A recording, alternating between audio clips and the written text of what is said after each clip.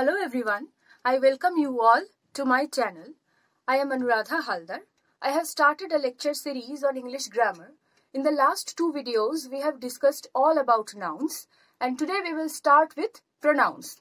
So before going to the topic directly, let me tell you a few lines. Ravi is a good boy. Ravi goes to school every day. Ravi does his homework regularly. Ravi plays football. So in these sentences, you will find that I am repeatedly using the noun Ravi. This sounds very repetitive. When you will read a paragraph, this sounds very repetitive.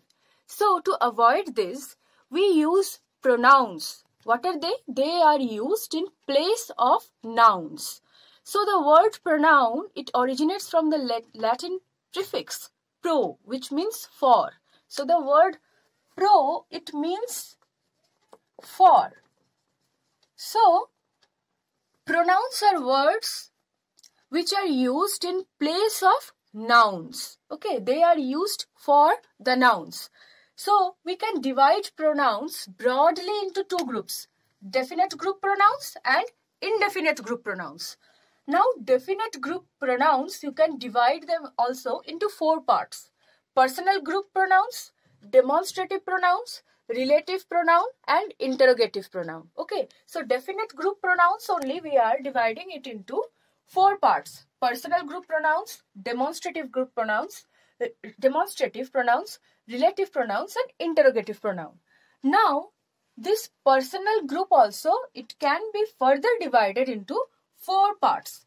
Personal pronoun, possessive pronoun, reflexive pronouns and emphatic pronouns. Okay. So now, this is all about this definite group. When I will discuss each and every group and each and every pronoun in detail, let me tell you give you one, two examples. Like personal pronouns are I, we, possessive are possessive mine, ours. Reflexive and emphatic like myself, ourself, yourself. So these two, they have many similarities, but the pronouns are the same, but they differ in their function in a sentence. Demonstrative pronouns, when you demonstrate like this, that. Relative pronoun, whom, whose.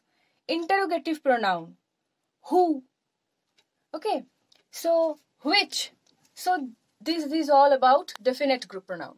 Next comes the indefinite group pronouns. It can also be divided into, we have divided into three parts. Indefinite ones like some, any, distributive, each, neither, reciprocal, each other. Okay.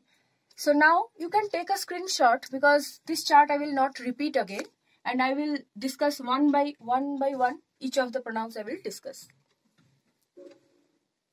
Now what are personal pronouns? They are used specifically to refer to a person or thing. Now, two things you will keep in mind, that they refer to a person or thing specifically and they have different forms. Okay, they have different forms. Forms means we will discuss like they have different forms according to person, case, number and gender. Like you refer to a person and the gender of that person is important. Like if it is a male, you will use he. If it is a female, the person is a female, then she will be used.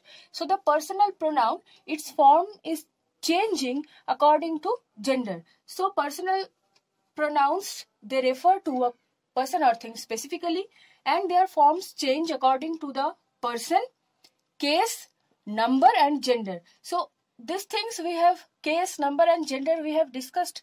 Regarding noun we have discussed. So if you are having no idea about what is case, what we mean by number and gender, you can refer to those videos on noun. Now let us first consider person. So these are the examples of personal pronouns. I, we, you, he, she, they, me, us, him, her. So we will see that one pronoun, it may have many uses also. Now see, we said no, different forms according to person. So we are dealing with this case in the beginning. First person means what? First person means the person who is speaking or who is writing, who is saying, like I am saying. Okay, so here I is in first person because I am the person who is speaking or who is writing, who is doing the action, who is saying something. Second person is the person or persons spoken to, like I am speaking to you. So I am speaking, I is in the first person and I am speaking to you. So this word you, I am not saying your name specifically, I am saying you is a pronoun. Now this pronoun is in second person. Okay, so you or your or yours, all these are in second person. Now what is third person? Third person is the person or thing spoken about. So I am discussing about them. I am discussing about it. So I am discussing, I am the speaker, so I is the first person. Speaking to you, you is the second person. And third person is the person or thing spoken to. So I am discussing about them. So them is in the third person. So you understand this, that personal pronouns, they refer to a person or thing. They have different forms, and the forms according to what? According to person, case, number and gender. So all these are personal pronouns and we are just understanding them, that how their form is changing in first person, second person and third person. Next we'll discuss that what are the forms in different cases. Now see, while we were discussing nouns, we have discussed the cases. In pronouns, 3 cases are there. Okay, subjective, when nominative case, objective case and possessive case. Now what was that while we were discussing nouns? That when a noun, it acts as the subject in a sentence.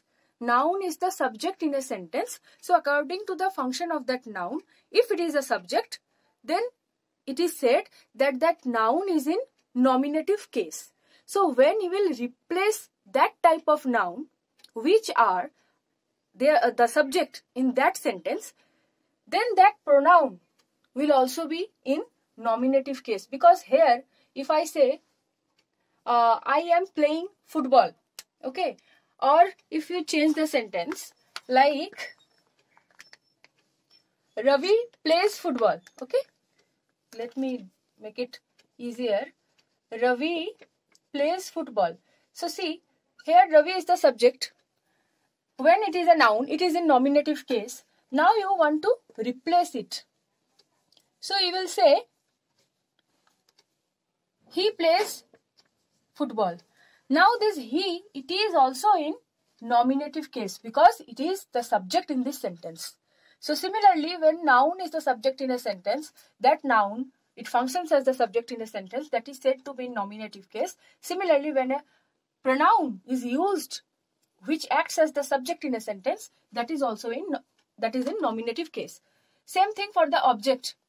When it is acting as the object, like he gave me a book. He gave what? A book, direct object. This is the indirect object. So me, this word is acting as the object in this sentence. So this is an objective case. Then possessive case. Okay, so it means it's showing, denotes, refers to some possession. Like, this is Shyam's book. Okay, so you replace this word Shyam's by mine. If you say, this is my book instead of Shyam's book, so you are doing what? You are replacing a noun which was in possessive case by a pronoun. So this pronoun is in possessive case. Okay, so which is denoting that I possess something. So my and mine, they are in pronouns in possessive case. Nouns, there were 2 more cases, dative and vocative, that we don't have here. So okay, in pronouns we have only 3 cases, 3 types: nominative case, objective case and possessive case. See, there is a special thing to discuss, that cases of pronoun after than and as. Okay, So then we use in case of comparison that we all know. Rimi is taller than I. Okay. So see, Rimi is taller than I. Here we will not use Rimi is taller than me. Generally we make this mistake, but this is wrong. So this is in the case they should match. So Rimi is in which case? Okay. Rimi is taller. So than I. Okay. Rimi is in nominative case. So pronoun will also be used in nominative case. Because you are comparing something, no? So when you compare something, they should be of the same type of things you can compare. So both the cases of both should match. Next is he saw Rimi as well as I. Now see how the meaning changes if I change the pronouns. He saw Rimi as well as I. Here it means that he saw Rimi as well as I saw Rimi. Means he saw Rimi as well as I also saw Rimi. But if I change he saw Rimi as well as me, means he saw Rimi and he also saw me. Means here is he saw Rimi as well as I also saw Rimi. So here it is doing the action. It is in nominative case. Same thing. I also saw Rimi. I saw Rimi. Means I is in the subject. It is also in nominative case. But if you change the pronoun, see the change in the meaning. He saw Rimi as well as me. Means he saw Rimi also and he saw me also. So you will keep this in mind that whenever you are using than, the case of both the case should match. Okay. If the case of the pronoun should match. Okay. With the subject or with the pronoun that you are using before. Now let us come how the forms of pronouns change. They change according to the number. So number means either they can be singular or plural. So when they are used to mean one thing, singular thing, like you will say I, it means a one person, singular. It is in singular number. So when pronouns will be used to mean something more than one, they will be used in place of nouns which are plural in form, like we. We means what? More than one person. So this is in plural. So you have to see whether the noun is singular or plural. If you are using it in place of a singular noun, then pronoun also it has to be singular. Similarly, if you are using it in place of a plural noun which is in plural form, then that pronoun will also be in plural form. Like I is the singular form, we is the plural form. Now see the change according to the gender. Like masculine, we'll use he. For feminine, we'll use she.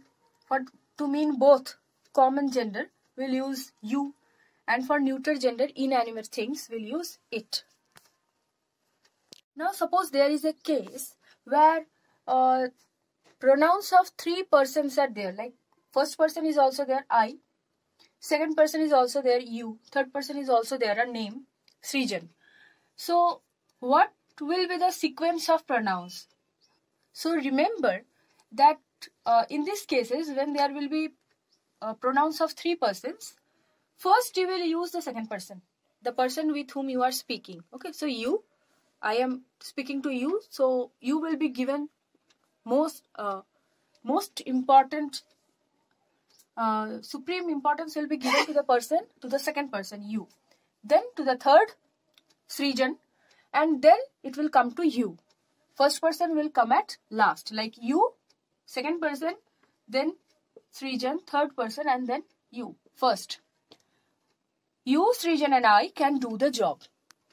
Never it is said that I can do the job. You will never give more emphasis on yourself. So when there are three persons, second person comes first. The sequence of the pronouns will be second person will come first, then the third, then the first. But suppose there is a case where you are confessing one guilt, a fault has occurred, and then what we generally do? Do we give the responsibility on others' shoulders? No. in that case where a confession of guilt is made, you will take the responsibility on your shoulders, like that is done. So that's how grammar is according to our use, according to the situations. So then first person will come first, I, then second, and he, all are responsible for the fault. So if you are confessing a guilt, a fault has occurred, then you will come first. I, you and he all are responsible for the fault. But in other cases, you, Srijan and I can do the job. So you remember in a sentence if there are three persons, how to use them and what is the sequence of the pronouns. Let us come to the possessive pronoun. Before that, you see possessives. So the words which shows possession, okay, they can be divided into, they are of two types. Possessive adjective or determiner. So possessive adjectives, they are treated as determiners also. So I have used the or. And possessive pronouns. So possessives, they can be divided into two types. Either possessive adjective or determiners and possessive pronouns. Now what are determiners? We'll read that afterwards, but you understand this much, that determiners, they are used, when they are used before noun, they can limit the meaning of that thing. Okay, so if I say this is my book, here this is my book, here I am, this is the noun before which I have used the word my. It is acting as a determiner. It is limiting the meaning of this book. Okay, that this is only my book only. So here it is saying something about the book also. So it can be said as an adjective, it's acting as an adjective, and it is, you can say that it is also determining or limiting the meaning of this word. So see, they are having these these words you have to remember, and they can be used in a if you same meaning, like this is my book, and when you will use the possessive pronoun, you will say this book is mine, or this is a book of mine. So the structure is different. Okay, in here this is my book, here it can be this book is mine. So here you will see it is, this word is a complement to this verb. So the structure is complement of a verb, or this is a book of mine, or a complement of this verb, or noun plus of plus this pronoun. So these are the two structures where we can use possessive pronouns in these two forms. So see, our, okay, this is our house. This is the house of ours. That is your book. That is a book of yours. Or that book is yours. Amit is his cousin. Amit is a cousin of his. Like their. I like their car. I like the car of theirs. Okay. So this is how it can be used. See, as I already said, that this sentence, this is my pen. So this word my, it is actually it is functioning as a determiner, right? So it is already a determiner. That's why we cannot use any other articles like any other determiners. Determiners, when we will read the chapter, we will find there are also many types of it. Okay, so articles, they are also a type of determiners. Why? Because they limit the meaning of a noun. If you say this is a pen, so you are meaning a single pen. So the article a, it is actually determining the noun. Now you say this is my pen, here it is a determiner. So generally we do not use any other determiners like a, and we cannot use it here. Right? Can we use it? This is a my pen? No, we cannot use. But when we are using possessive pronouns, like this is a pen of mine, there we can use the article. So here we can use the article. Now let us come to the reflexive pronouns. So you see the word reflexive, they reflect, they refer to the subject. Okay, so they reflect or refer back to the subject. They are reflexive pronouns. They are myself, ourselves. This is the plural forms. Whenever we are using the VES, you understand that this is the plural form. Like yourself, yourselves. Himself, herself, themselves. So these are the plural forms. So see, if we see the definition, they are used, reflexive pronouns are used when the direct and sometimes, in most of the cases it is direct, and sometimes the indirect object of a verb refers back or reflects back to the subject. So these pronouns, they act like a mirror. Okay. So whenever the object of a verb, it is referring back to the subject, how it is used, how reflexive pronouns are used, we will see that with the examples. Now see how the reflexive pronouns are used when the direct object of the verb, they refer to the noun or they refer to the subject. They saved themselves. Okay, so they saved whom? Themselves. So here it is the direct object of the verb and it is referring to what? Referring to the word they. So this themselves, it is referring back to the subject they. Okay, they saved whom? Themselves. So this is the pronoun and it is referring back to the subject they. So this is how reflexive pronouns are used.